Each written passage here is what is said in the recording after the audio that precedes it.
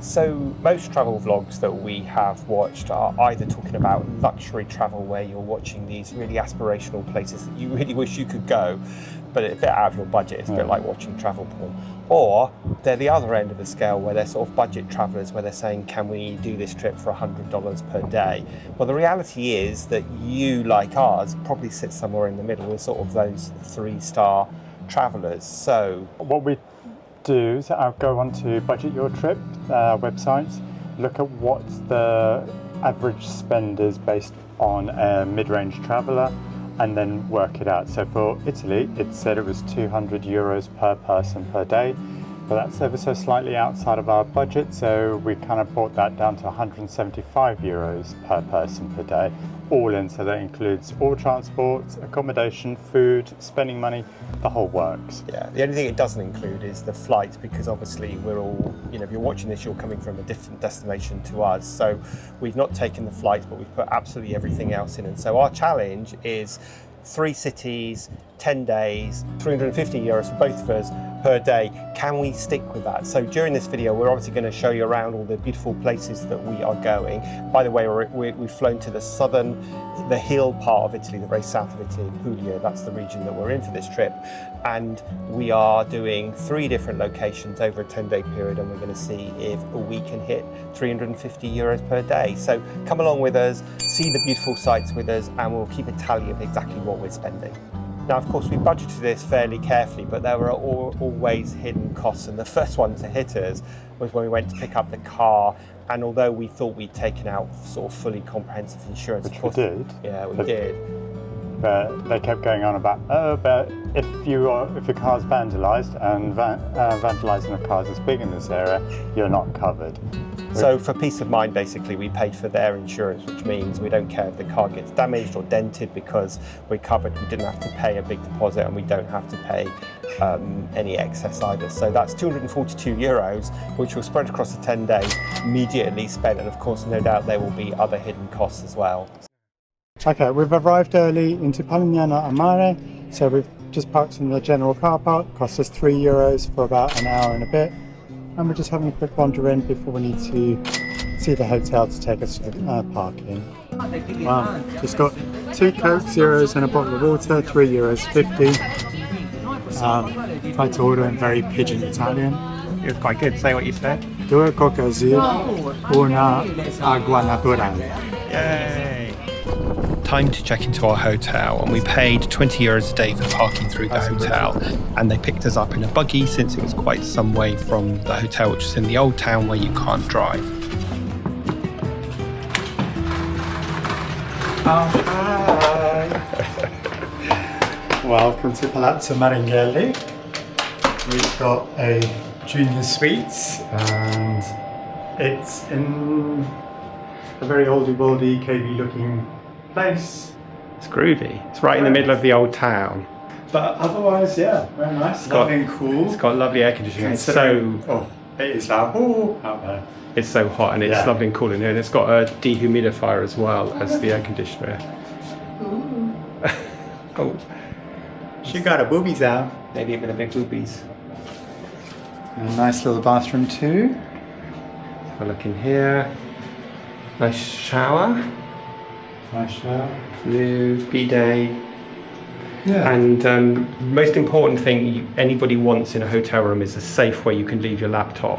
That's really vital. So there we go. This one you can probably leave your phone in. That's hilarious. It's also very light. You walk off it. So yeah, you're not going to get much in that. Anyway, what's the name of this place again? Palazzo Maringhelli. And what's really good about it is it's right in the middle of the old town. So we're gonna literally unpack and chill out for a bit, because we've been on the go for 12 hours, haven't we? Yeah, need to kind of just relax for a bit now that we're here. So when you first arrive in Italy, what's the drink that you have to drink? It's the only sundown drink you can have. It's an Aperol Spritz. And we are sitting in this lovely market square about 6:30. And the hotel recommended a few places, so we're going to go and try and find what looks like a nice pizza place tonight. So we'll see whether that fits in our budget. These drinks were €9 each, so that adds on to our tally for the day. So we've come to, I can't remember the name of the restaurant. Casamia, and James is having a calzone. What's inside your calzone? It's a classic one, so it's got new pepperoni and cheeses and stuff like that. I've got a side salad, and I've got a pizza with porcini mushrooms and ham. After supper, we went for a walk down one of the most famous streets in Polignano, and we didn't realise it at first, but the words in the neon lights above are actually the lyrics to Volare, which is written and sung by Domenico Moduno, who is a Polignano resident and made this song famous and put the town on the map as well. Good morning. It's day 2. Had a good night's sleep, didn't we? Yeah, much needed, that's for sure. Yeah, the bed was really comfortable in that place. Anyway, we thought we got up early, but it's not that early. It's 10:30 now, and we've driven to Monopoli. And we're going to go and explore what we can find here. So just walked down to the old harbour, not the old harbour, but the harbour area in Monopoli. And it's very pretty. You can do lots of boat tours from here, or just walk around the old town. And it's 10:30 in September, and it is already about 30 degrees, so it's nice to be in the shade. There's James trying to capture some nice pictures.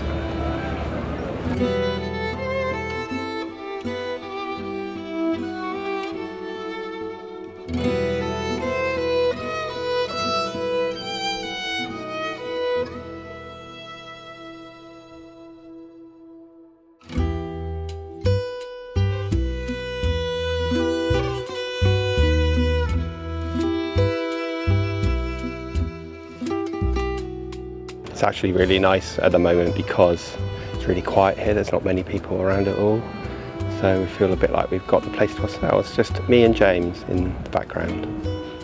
Stopped for a drink. I've got a Fanta. James has got a Cafe Leccese, which is an espresso with some almond syrup, which tastes quite nice.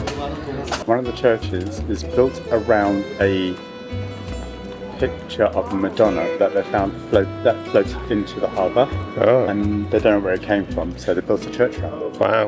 An image of the Madonna della Madia floated into Monopoli's harbour on a raft in the centre part of town. The original Byzantine icon, known locally as the icon, is housed in the cathedral and represents the Virgin Mary guiding or leading the canal. So when did this happen? 1117.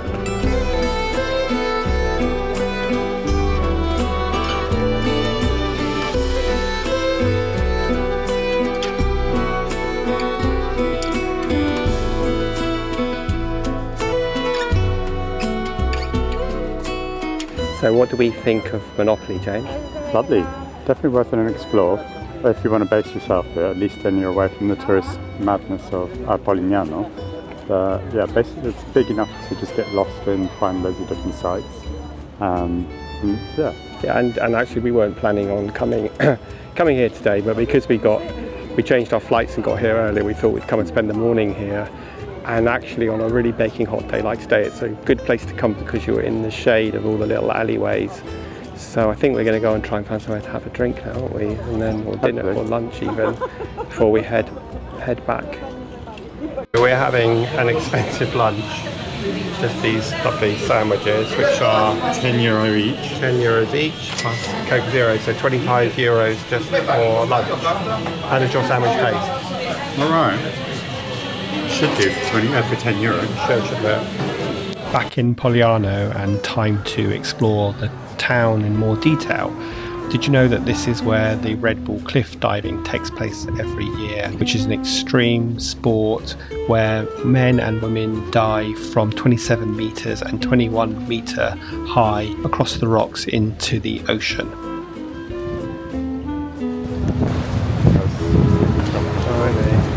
Rather him than me.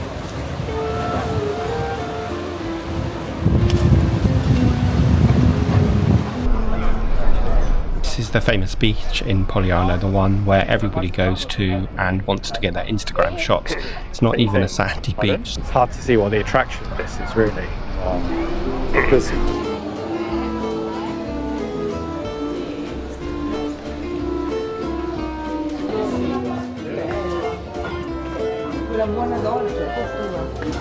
That's pretty, isn't it?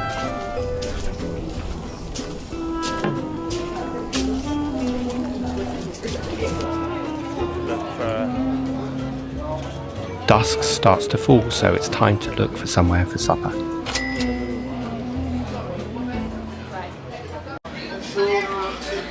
So our food has just arrived. We've got a meat platter which looks fantastic and cheese platter, and what are they called? I've just forgot. Something or other. Panzer.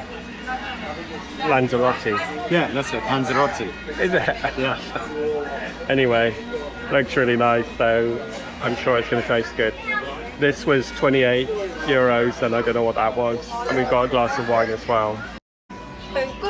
So we can't remember what these are called, but they're really nice. They're almost like a donut, but they've got cheese and tomato. They're really nice anyway. Panzerotti.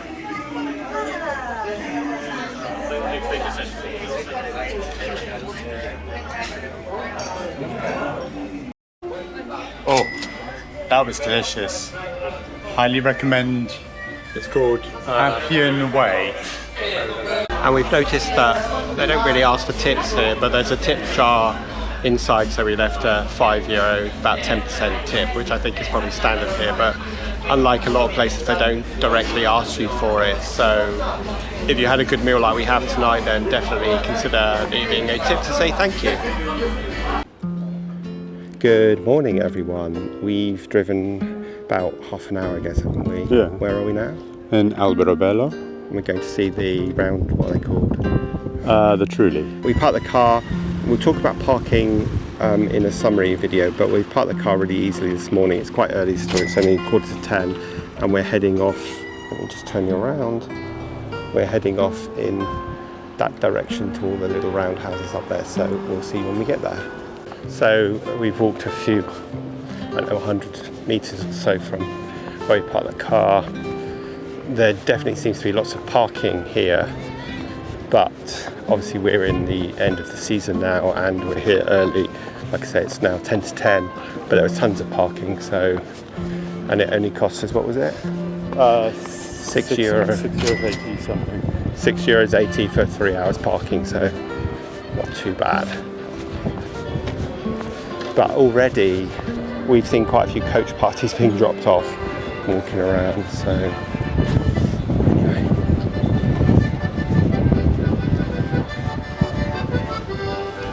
Let's get lost. So the Trulies are, this area is a World Heritage UNESCO site, and there's over 1,000 of these conical shaped roofs, and we might be talking complete rubbish here, but James thinks that the reasons why they're shaped like this was to avoid paying taxes because houses were taxed, but these weren't classed as houses. They were probably originally created to keep animals, but anyway, I think that's the whole town full of them. That's what I think I remember reading. You don't have to go far, a little bit like we are now off the beaten track, and you kind of get away from the crowds, because even this early on a Sunday there are a lot of people here, but they're probably sticking to the main tourist path, whereas we've just walked a little bit off, and you can see these are actually still residential homes. I'd love to be able to see what they look like inside. Look at all the roofs.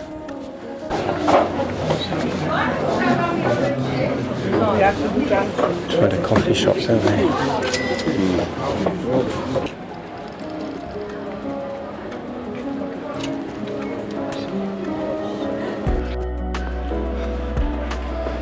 Walked a little bit further off the beaten track and we found the Truly church.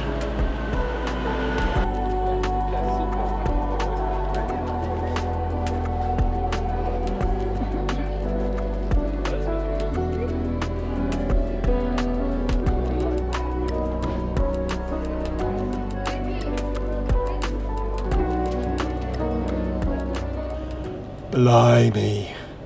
That was busy. Look, we're back in the car. Let me just show you. We're back in the car park. Look at the streams of people Coming from all the cars. going. And it's 11:15 now. Crazy. So, I mean, if you want to come here, it is worth visiting, but I really It's advise unique. I'd advise you to get here early because all these car parks that were empty earlier are now full, and we've only been here an hour. So I would have aimed to get here for sort of 9 o'clock in the morning. It's a completely different experience when there's not a lot of people here. And by the time we left, when we were trying to get out of the place, it is really, I don't know, crazy. It's a bit like being in Disneyland, to be quite honest. Anyway, where are we going now, James? We're going to go to Castellana Grotte, which is the caves, see what that's like. Yeah. And then from there, we're going to go to Locorotondo. So we went to Castellana Grotte, but the times for English were 11 o'clock and 4 o'clock. And we got there about 11:45. So do your research. And also, if you're going to go to the caves, book the tickets online a couple of days before, because then you're guaranteed to get in. We could go back for 4 o'clock, but you know, we may not be able to get in. Anyway, so what happened next? So we've come to Locorotondo. Trying to find parking was fun. We managed to find it in some residential area, 15-minute walk away. So we're now just going to have a wander around and see what it's like. Looks like a lovely old town, and this looks really pretty. It's supposed to be a sort of unspoilt, non-touristy. Having said that, it looks really busy, and it's quite cloudy now. I hope it's not going to rain, but what that does mean is it's much cooler, so it's more bearable. Well, Locorotondo's on a hill, so you get the breeze. Right. Well, it's definitely cooler. Here is the.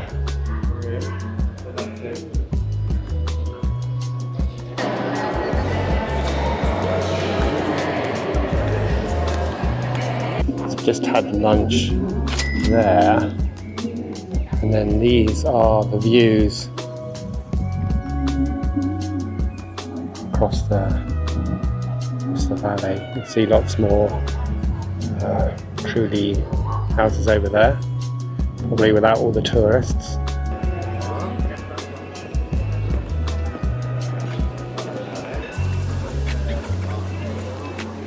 It's mud, literally.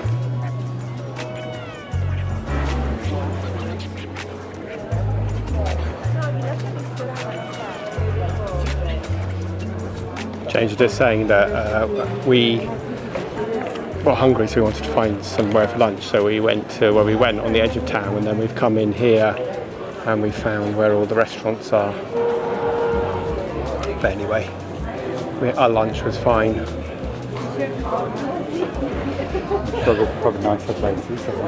Yeah, I'm sure there is nicer places, but I think we'll find some gelato somewhere. Don't you?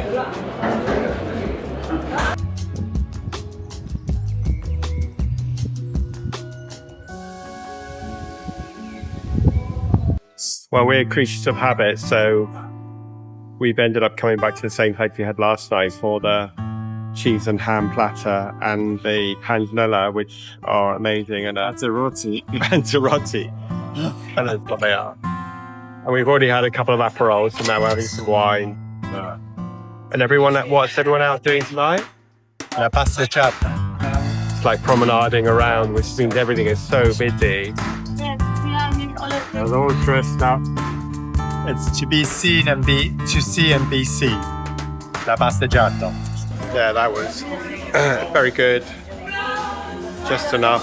It's only 7:30. Everyone isn't even thinking about eating yet, but we're suitably sloshed with too much alcohol and food, so that was very nice. So if you fancy coming here, then Appian Way is the name of the restaurant. So we're recording this, but we bought these pasticcio something or other.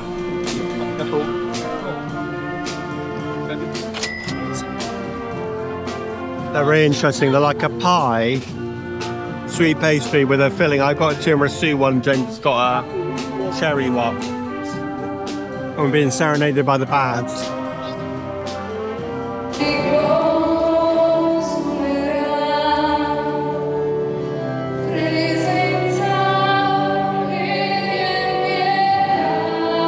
So I think we're going to end this week's video here. We've had 3 lovely days here, and we're heading to Otranto next. Otranto next. So it's about a 3-hour drive. We're going to stop on the way. Yeah, in Ostuni. And we'll take you there in next week's video. But just a quick summation, what do you think of Polignano I can't say Mare. any of this stuff. Polignano Mare. It's lovely. It's really, really pretty. Weekends gets very, very busy. Sunday especially. Yeah. Because everyone loves, all the Italians love, is it a passeggiata? Which means to go for a walk, to see and be seen, so it gets very busy. Yeah, it was packed here yesterday, but it's so much quieter this morning on a Monday morning. Deserted. So, and a few other tips, if you're going to go to the caves, make sure you book in advance. And know the times. Yeah, and also know the times for example, English translation, because it was only 11 and 4, so we missed both of those. If you're going to the Trulli village, which is, I've forgotten what it's called. Alberobello. Yeah, then get there early because Very early. Blimey, by the time we left about 10:30, it was absolutely packed, and it sort of spoils it. It turns into a Disneyland theme park. But otherwise, it is absolutely beautiful here, and do put this on your itinerary. Oh yeah, for sure. It seems to me that most of the people who are here are Italian rather than foreigners. There are, of course, Brits and Germans and so on, but obviously most people are flocking towards Tuscany or the lakes or Rome and Venice. Or Amalfi. Yeah, so it's been fantastic here, so I highly recommend coming, and we will see you next week when we head down towards Otranto. Bye. Bye.